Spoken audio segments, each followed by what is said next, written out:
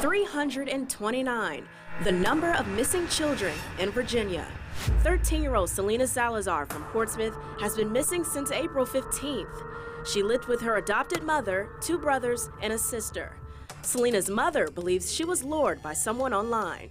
We had a nice night. We made a spaghetti dinner. We watched 2 movies. She was laughing and enjoying a family night with us, and then the next morning she was gone. The reasons why children vanish vary. Search and Rescue Coordinator Mark Eggeman says many are considered runaways, and these cases normally resolve themselves. When I look at missing children stats, a lot of them are back within a week.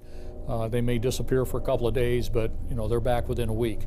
In other cases, can be far more complicated to solve. We see kids that are coerced and manipulated into taking off with a stranger, which is the most at-risk thing. That's the pipeline into sex trafficking.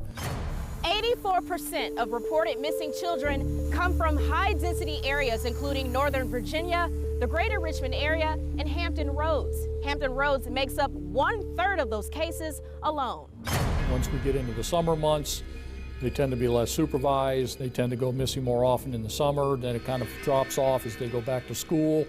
And then you get around the holidays and the numbers spike up a little bit again. Investigators track missing children with the help of their cell phones and social media accounts, but that doesn't always guarantee leads. I tried to check her accounts. That was like one of the first things I did while I was waiting for the officer, and she had deleted most of her accounts that I know about. For law enforcement, they have to first figure out what apps are on the phone, and then they would have to subpoena each of those apps independently to try and find out, who they've been talking to or what may be on there. But in some cases, that information may be unattainable. The National Center for Missing and Exploited Children is headquartered in Alexandria, 24 hours a day, 7 days a week, since 1984.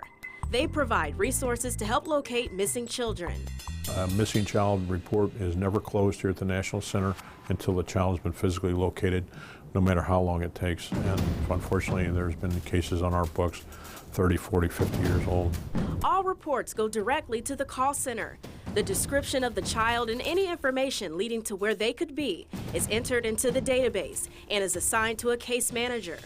There's also forensic imaging, providing age progressions of children who have been missing longer than 2 years. We always like to say that it just has to spark enough recognition in the person that might know that child to get them recovered. It doesn't have to be exact.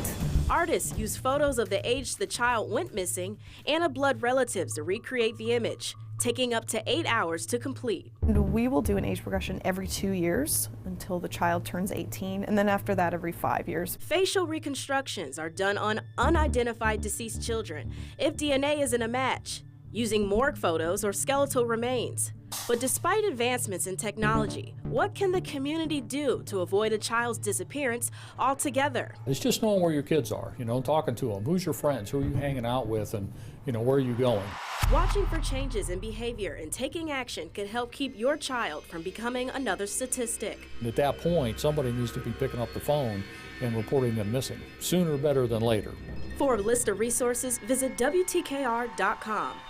I'm Aaliyah Hodges, News 3.